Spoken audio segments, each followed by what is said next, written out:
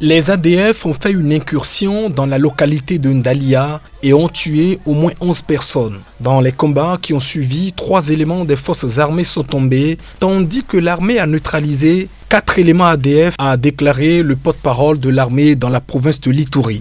L'ennemi s'est retiré dans la brousse, nous continuons à le poursuivre pour que nous puissions mettre notre population hors du danger, a-t-il ajouté. Les ADF sont à l'origine des rebelles musulmans ougandais installés dans l'est de la RDC depuis 1995.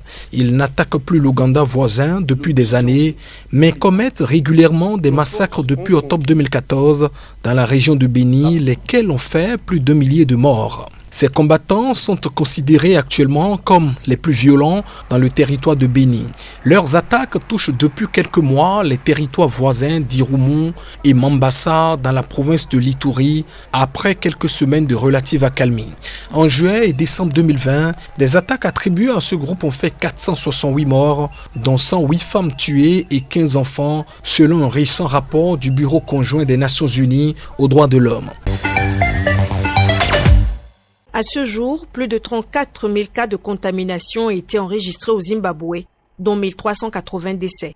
Mais ces chiffres sont considérés comme largement sous-évalués en raison d'une capacité de test insuffisante. Pour lutter contre cette pandémie, le pays reçoit dès ce lundi la première livraison de vaccins développés par la société chinoise Sinopharm. Un total de 800 000 doses seront donc livrées d'ici à mars, dont 200 000 offertes par le gouvernement chinois.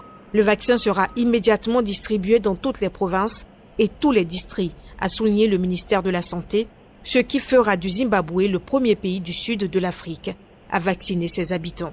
Les travailleurs en première ligne, particulièrement exposés au risque de contamination, comme les employés des pompes funèbres, seront les premiers à recevoir l'injection. Le Zimbabwe a prévu un budget de 100 millions de dollars pour la vaccination contre le coronavirus, qui sera gratuite. Les autorités visent un objectif de 10 millions de personnes vaccinées, soit environ les 2/3 de la population. Sinopharm a annoncé en décembre que son vaccin était efficace à 79% et sûr, mais sans rendre public le détail des essais cliniques. Son taux d'efficacité contre le variant apparu en Afrique du Sud et détecté dans au moins 6 autres pays du continent n'a pas été révélé publiquement. Le gouvernement zimbabwéen a dit être également en négociation avec d'autres producteurs de vaccins et notamment pour acquérir des doses du vaccin russe Sputnik 5. Ce sommet G5 Sahel se tient à un moment où Paris voudrait voir ses alliés assumer le relais militaire, mais aussi politique, pour réduire un engagement vieux de 8 ans. Emmanuel Macron n'aura cependant pas effectué le déplacement de N'Djamena. Raison évoquée, la crise sanitaire liée à la Covid-19. Dans son discours d'ouverture, le maréchal Idriss Déby Itno, le chef de l'État tchadien, a pressé la communauté internationale à redoubler d'efforts financiers pour œuvrer impérativement au développement du Sahel, pour remédier à la pauvreté, terreau du terrorisme. Notre volonté partagée de vaincre au plus vite le terrorisme dans le Sahel doit s'accommoder d'un réel engagement. Ce élan de mobilisation des États du G5 Sahel doit être soutenu et renforcé par l'ensemble de la communauté internationale. Le sommet de 2 jours associe dans un premier temps le G5 Sahel et la France, puis d'autres partenaires internationaux. Il a lieu 1 an après celui de Pau, qui, devant la menace d'une rupture sous les coups de boutoir djihadistes, avait débouché sur un renforcement militaire dans la zone dite des 3 frontières, Mali, Niger et Burkina, et l'envoi de 600 soldats français supplémentaires, les faisant passer de 4500 à 5100.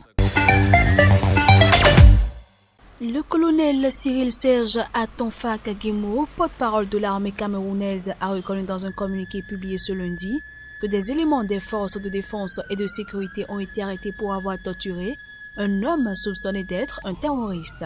Il a indiqué avoir identifié 2 gendarmes, 2 soldats et 4 policiers qui ont été immédiatement mis aux arrêts. Selon le communiqué, les faits se sont déroulés jeudi dans la localité de Ndou, dans le nord-ouest anglophone, et une enquête judiciaire a été ouverte. Dans une vidéo d'une dizaine de minutes diffusée sur les réseaux sociaux, un homme reçoit de violentes gifles et des coups de pied assénés par des hommes en tenue militaire munis d'une machette. L'homme, soupçonné d'être un relais criminel et terroriste local, reçoit également de violents coups sur la plante des pieds portés par le flanc de la machette.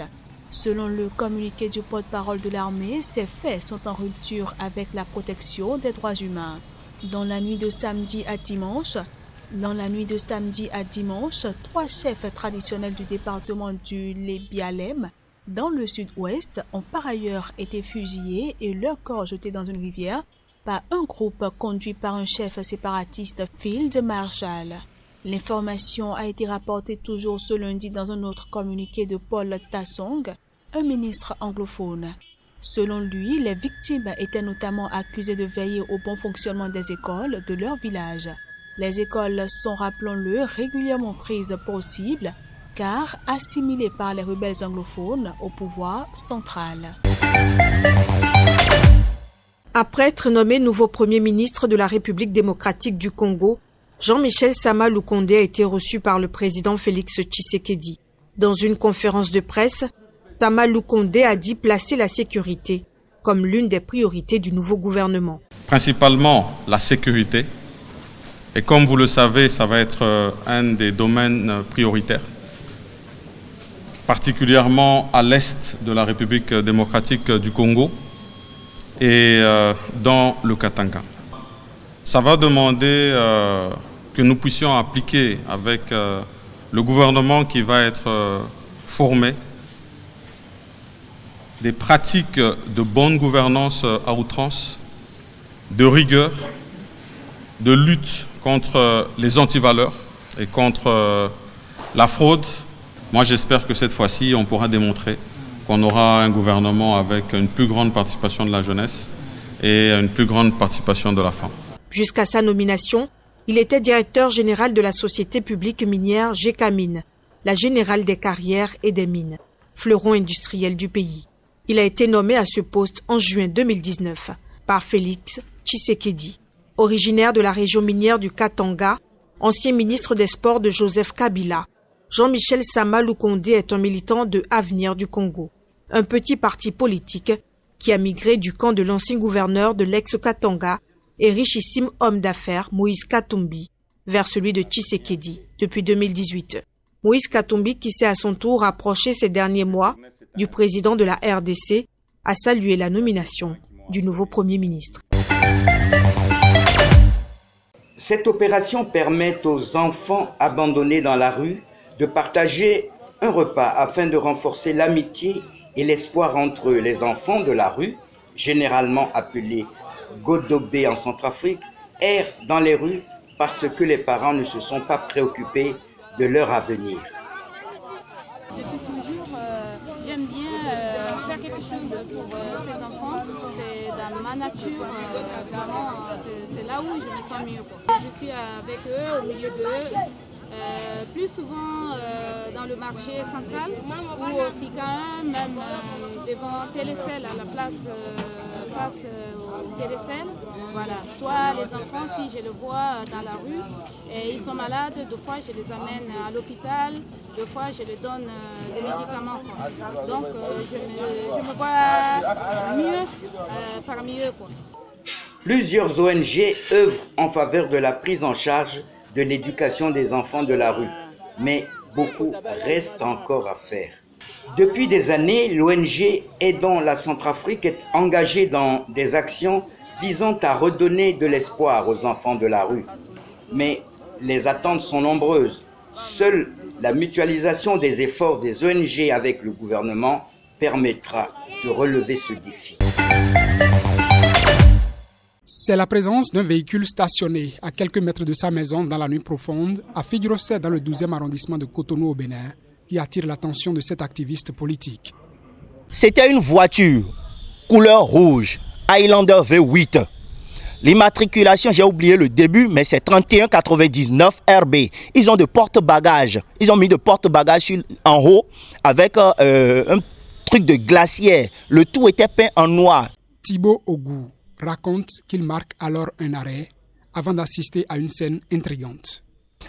Voyant les phares en veilleuse, je me suis dit, c'est étrange. Je vais attendre un peu pour voir. J'attends 3 minutes. C'est comme ça, je vois 2 éléments escalader et tomber dehors, ici.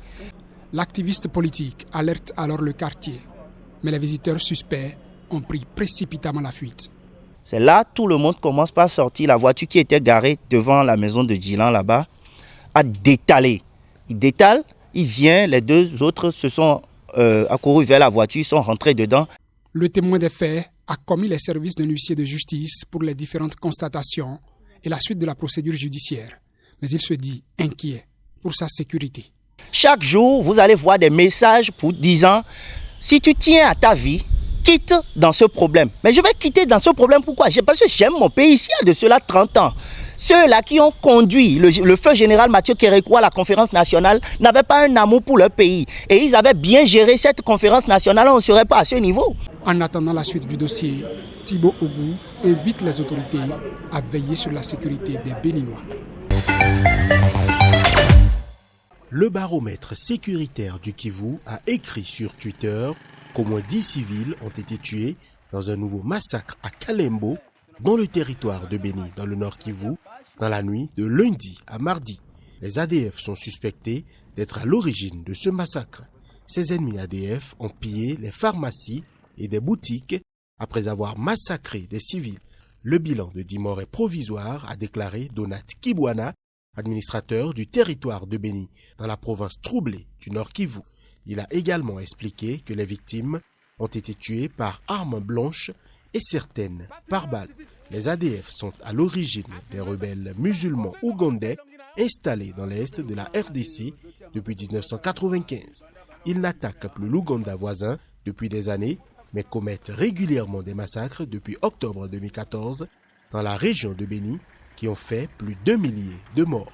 Après un mois de relative accalmie, les membres présumés des ADF multiplient les tueries des civils quasiment chaque jour depuis le 5 février dans les territoires de Béni dans le Nord Kivu et Irumu en Ituri dans le Nord-Est. Ceci alors que l'armée y avait lancé fin octobre 2019 des opérations d'envergure avec pour objectif de mettre fin à l'activisme des ADF dans la région. Les forces gouvernementales avaient ensuite affirmé avoir délogé les ADF de tous leurs sanctuaires. Ce mardi, le général-major Peter Chirimwami, commandant des opérations dans cette zone, a estimé devant la presse que le succès des offensives militaires dans le secteur de Rwenzori est mitigé.